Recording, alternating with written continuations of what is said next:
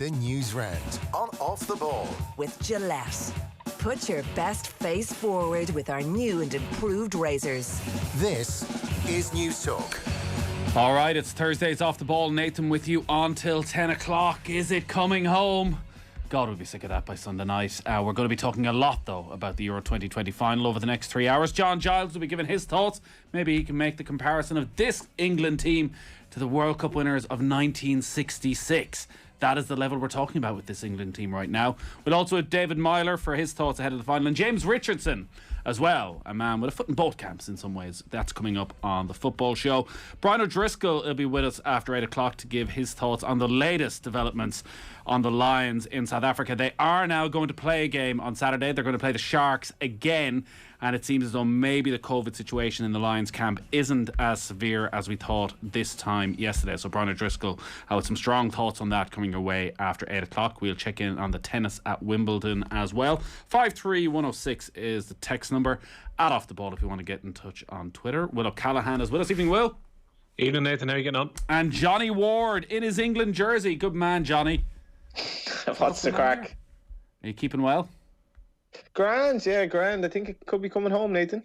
Could be coming home. It should be coming home at this stage. They'll go in as favourites for the final. You know, we have spoken about this for a full-on month, haven't we, at this stage, as to how we feel about England possibly doing, which I guess underlines the fact that they went into this tournament as favourites with one of the strongest squads, and they have delivered for once on all their promise. But I won't lie, watching the match last night as it's ticking down in normal time and extra time, firstly I'm properly tense. Like, there's nothing quite like the tension of tournament football, regardless of whether your team's involved. If it's close in those latter stages, you just want a goal, and by God did I want Denmark to score it. And then for them to get the winner in that way, is it cheating, Johnny? Did they cheat their way to victory? No, I don't think they did. You know, and in fairness, because of Ireland's poor sort of record of getting to tournaments and then our poor record of getting there, you know, we generally have a default position. Then we kind of cheer on whoever England are playing, and that's our interest for the tournament. And I think, well, that's the way it's been in my family anyway since I was a kid. And it's kind of the same. You know, maybe I like Gareth Southgate. This is not a dislikable English team really at all. They're young players. They seem to be fairly humble. But then they boo the Danish national anthem, and you're like, well, yeah, that's kind of one of the reasons I don't really like England.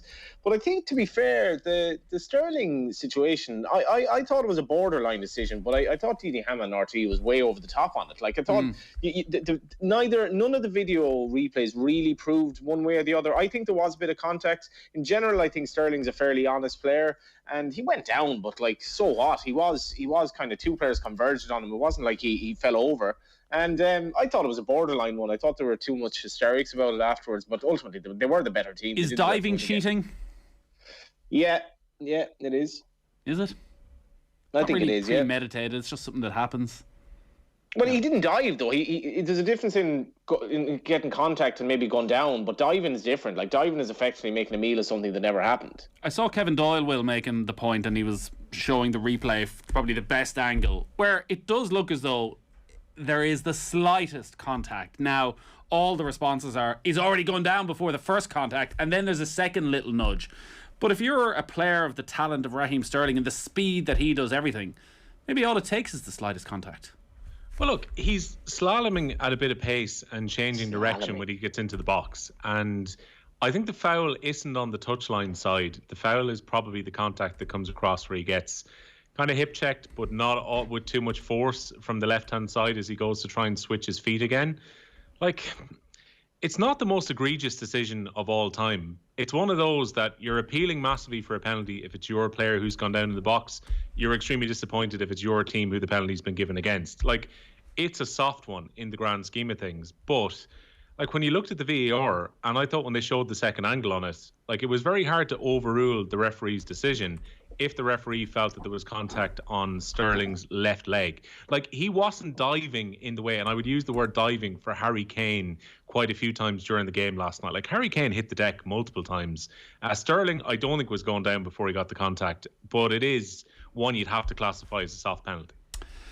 The VAR has worked a lot better as well, in that in the Premier League, what we've generally seen, Johnny, is they go out of their way to overturn a decision. They slow it down, like the way we saw Raheem Sterling, and almost force the referee to change his mind. Whereas the referee saw it in real time and actually may have looked at it completely differently, and not in the right way, not in a positive way, if it's suddenly on a screen in front of him slowed down the way we have. Like, he saw it in real time. If there's any contact, he's aware of the impact it has on Raheem Sterling, and maybe the right thing is actually to just let the decision stand. How many replays did we actually watch of that in full speed? You know, everything you watch is they slow it down, and that's supposed to be the determining factor as to whether something happened. Nothing happened in slow motion. Nothing ever happens in slow motion, and it gives you a completely, to my mind, often a very warped actual view of what happened. And in this instant, I completely agree with you. I think the referee was happy in his original decision. And to be fair, VAR has been redeemed a little bit in this tournament, or a lot really. I think it's a joke in the Premier League. It takes so much of the joy out of goals and all that, but it's also just the minuscule kind of decisions and offsides and all that. And the referee, as you say, VAR in this tournament probably has done more good than bad, I would say, even though I'll never be a fan of it. But I agree, Nathan. I think the referee was happy with his decision. We get on with it, fair enough. And England deserved to win the game. Let's not hide away from that. The Danish substitutions probably had the biggest impact on the game. I know they were tiring, and they had obviously a far longer trip than the English had, but it just took any momentum whatsoever. The freshness that was brought on with Poulsen had no impact. In fact, he was probably the worst player on the pitch. And with David Meyler coming up, I was making that point actually, in games of this intensity, it's been noticeable in quite a few of the knockout matches that it's very hard to bring a player on to actually make an impact. Well, when Dahlberg went off, lads, it was game over for Denmark, because they had no outball at that point. Like, Johnny and I were watching the game in studio last night. The one thing you would say for Denmark in the second half was at least they were compact, and they had two players up front who, when the ball was released into the channel, they'd half a chance. It's just that Walker and Shaw played so well that they were actually cut out on many different occasions. Like, in extra time, I know you guys felt, it seemed to me once those subs were made and Poulsen had no impact whatsoever, that Denmark were just sitting back almost waiting for penalties to happen at that stage. They never actually looked like scoring once we got into extra time. It's a difficult one as well, though, Will, because like penalties, they're not quite 50-50. And in fairness, Denmark could nearly be favourites with penalties because Kasper Schmeichel is so good. So maybe they made the practical decision that the best way of us winning this game is essentially to get to penalties, and maybe they paid the price for that. But like, I think you can't underestimate how hard it is for a team that's clearly inferior.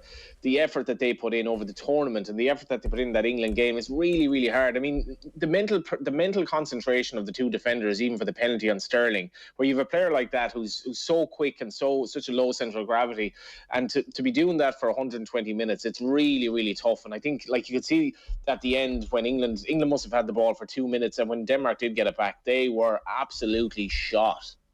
What's the worst thing that's going to happen next Monday? What's going to be the most difficult thing for us to watch from afar if England win? It'll definitely involve Declan Rice anyway. Me and Will were talking about this last night. It's very, very hard. And you can say, at the time I defended him, at the time I said it's far more valuable as a commodity to play for England. We're not very good. England are very good.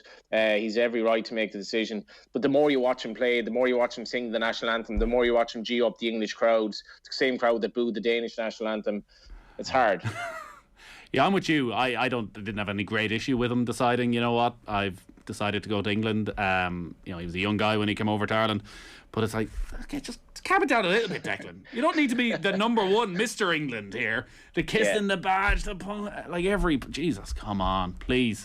Nathan, I've way more issue with him now than I did at the time when the decision was made, purely because he gave this timeline just before this tournament started, and he was trying to come across as big an England fan as he possibly could, and he had to try and explain away being part of the Irish camp.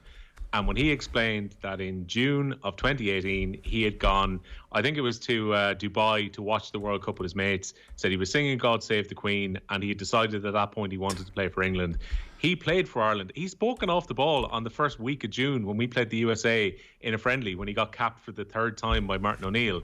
And he said his focus was entirely on the Republic of Ireland. At a time he goes off then to watch England at the World Cup. Then he strung out his declaration to go for England into about September or October. Like, if he's taking a cap from us and the next week he's going on holidays to support England at the World Cup.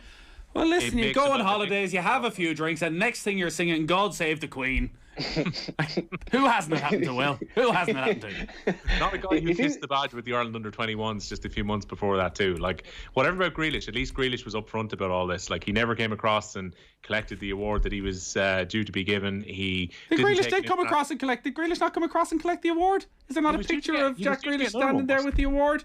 That was his under-19 one. Right. I don't think Rice ever collected his one either. No, he didn't. Proudly voted for Declan Rice as our under-21 player of the year. Yeah. Were you on that committee that voted for that? I certainly was, yeah. Don't bring that up again. I get angry messages from Kilban still about it. Anyways, the Newsround brought to you by Gillette. Put your best face forward with their new and improved razors. There is a lot going on as well, Will, particularly around the lines. Yeah, and the Lions player who tested positive for COVID-19 yesterday has now returned a negative result today. It was a weak positive which was returned yesterday. So if that player were to produce another negative test in the round of PCR testing tomorrow, he will then be released from isolation, and the 4 players who've been deemed close contacts and will be able to play against the Sharks in Pretoria on that game on Saturday afternoon. The 2 members of the management team, though, who tested positive yesterday have tested positive again today. So they will remain in isolation until they return a negative, along with 4 close contacts, which includes 2 players. The Sharks were drafted in, as you mentioned, top of the show, as late replacement for the Bulls, who've been hit with a COVID-19 outbreak of their own, while South Africa against Georgia off tomorrow night because of positive cases in both camps. Last night, Tommy Bowe suggested here on Off the Ball that the test games should be moved to the UK, but the Lions managing director Ben Cavalier, who's been speaking in the last hour or so, insists they're not considering moving that tour away from South Africa. Right, this is a challenge. I'm definitely not going to sit here and say that this is easy, but we are absolutely determined to make it work, and we've put measures in place to make it work. So we're living in a very strict biosecure environment where we're governed by very strict protocols. We have a medical advisory group in place that has independent virologists and infectious disease specialists that advise us on what we can and can't do. This is the same for the Lions and the Springbok camp. We're tested frequently, minimum 3 times a week. We have no interactions with the general public. We're playing in far fewer venues than would originally have been the case. And of course, we don't have fans in the venues. So we're doing everything we possibly can to make sure that this tour will go ahead, and we are determined to make it a success. Well, look, I don't think it's right to revisit any decisions. The choice was made back in March that we would go ahead here in South Africa, and we're focused now on doing the right thing by the tour, working as hard as we possibly can to make sure we deliver for the players, for the fans, and for everybody here in South Africa. And all the feedback we get through the South African media in particular is that the country is desperate for this tour to be completed here. We know that sport in difficult times can provide a much needed distraction from the challenges that people face, and we hope we're providing something positive for people to enjoy. Yeah, so that's in the last hour. So the game goes ahead on Saturday. It'll be live here on Off the Ball. We'll have all the matches, full commentary, wherever, whenever they happen. Niamh Briggs will be with Neil Tracy from 5 o'clock on Saturday. Brian O'Driscoll coming up after 8 o'clock. Really interesting thoughts from Brian on whether this tour should continue, whether it should move back to the UK, and also interest from Brian on the stress and the strain that this is putting on the players, Johnny, who are thousands of miles away from home, who aren't enjoying the Lions experience that they grew up watching and dreaming about, and are sort of stuck there now and got to put up with whatever goes. Yeah, like I haven't been following the Lions that much, apart from obviously the COVID situation. But like if you want to look at it in terms of the Irish clubs who are playing in Europe today, Glentoran have had a break of COVID. Dundalk have had it. The team they're playing from Wales, Newtown, have had a COVID outbreak. Sligo Rovers have COVID absentees. And I think it's definitely a reminder to people who probably, like, think we've all let our shackles off. And, you know, I got my first vaccine today, but essentially it's out there, and there's a strong possibility that if you're not vaccinated, you may run into somebody who has COVID, because the cases are going to rise. And when you see it in a football level, it is becoming quite rampant, and it's sad to see the Lions situation, that there's so much doubt as well over it. Like, I'm sure it's pretty difficult for the players over there. Warren Gatlin's been talking as well, Will? He has. The Lions head coach says he's confident that whatever happens with the warm-up games, that those 3 test matches with the Boks will go ahead as planned. Vigilant in terms of what we've been doing as a group. I said we've been in this bubble for the last 4 weeks, and so we're not sure where it's come from. It's I think the challenging thing was when we first came into the hotel, where there was a number of the hotel staff that had tested positive and had to be removed, and so whether it's come from that or not, but I know all our tests had been negative up until today. So yeah, we'll just address it as it goes. I mean, we knew that there were going to be certain challenges, and we are hopeful that we can get things back on track and this test series can go ahead. So not just the Lions in action on Saturday evening, Ireland playing as well? Yeah, and head coach Andy Farrell says it was a balancing act trying to decide how many uncapped players to give a chance to this weekend, while also trying to pick a team to beat the USA at the Aviva Stadium. Debutants from Ulster, Tom O'Toole, Nick Timoney, Robert Balakoon and James Hume all start against the Eagles on Saturday night. Finian Wycherley, Paul Boyle, Quaylen Blade and Harry Byrne are also in line to win their first caps from the bench. And Farrell admits it was a bit of a mix and match selection.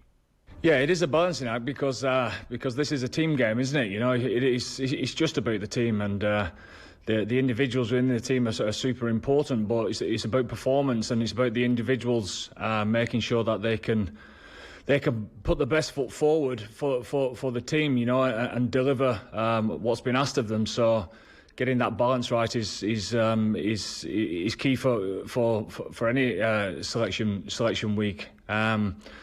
No, it's lovely as a coach to be able to give people the first caps, but it's also great to grow the experience of the group as well. There's quite a few lads there that get the first start, etc. And you know, Joey gets to go out there and control the game again from 10, and James gets to captain the side again, which is great for his experience down the track as well. And as Ireland face the USA in the second of the two home summer test matches this Saturday, we're giving you the chance to be there to savour the action. With thanks to Guinness, we have a pair of tickets to give away. So to be in with a chance of winning, simply answer this question. Who did Ireland famously beat in November 2016 at Soldier Field in Chicago? Text your name and answer to 53106 to be entered in the draw to win. It's all in association with Guinness. Hashtag Guinness Time. Drink responsibly. Visit drinkaware.ie. And if you're not lucky enough to win, don't worry, as we'll be live from the Guinness Storehouse this Saturday across OTB social channels, where we'll be bringing you pre and post match analysis of Ireland against the USA. 53106 is the text number.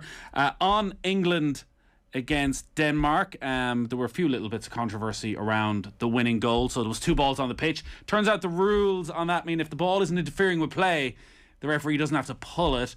There was the dive, and then there was also a laser in Kasper Schmeichel's eye.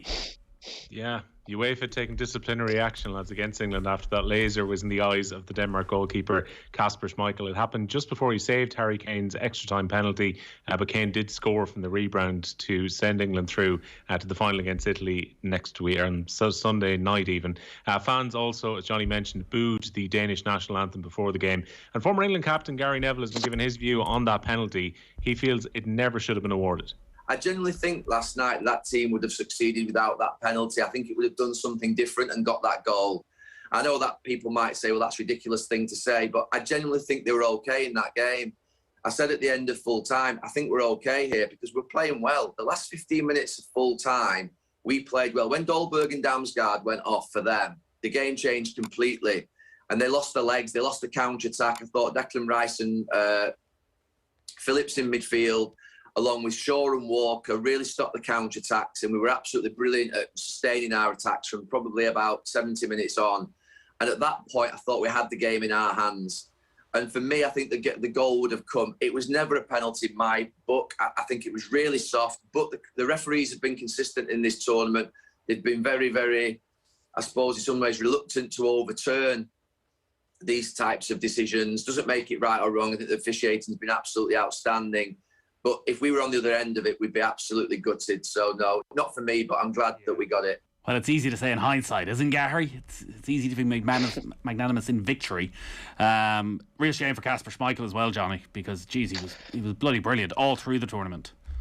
And particularly the press conference when he had a pop at the football coming home. That was just delivered in this beautiful deadpan way. It was like, well, it's never been home. I mean, I remember in school where we used to...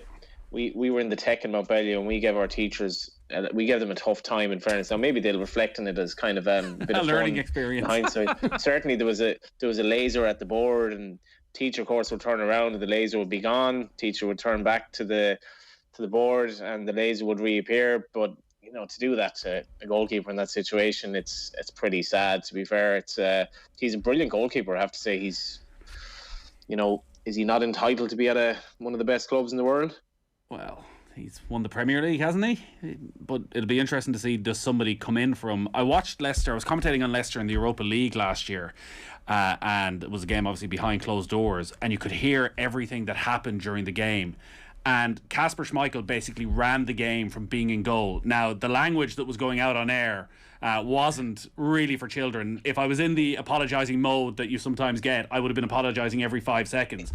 But he ran the game. He refereed the game as well. He never stopped talking and shouting and putting the Leicester players in whatever position they needed to be in, telling Jamie Vardy where to go when the centre halves would have it, and any little decision that went their way, he was up to the referee, and the referee was quite inexperienced. I think it was first round Europa League, and you could tell the referee was pretty frightened when Kasper Schmeichel was in his face. So he clearly has that leadership quality as well.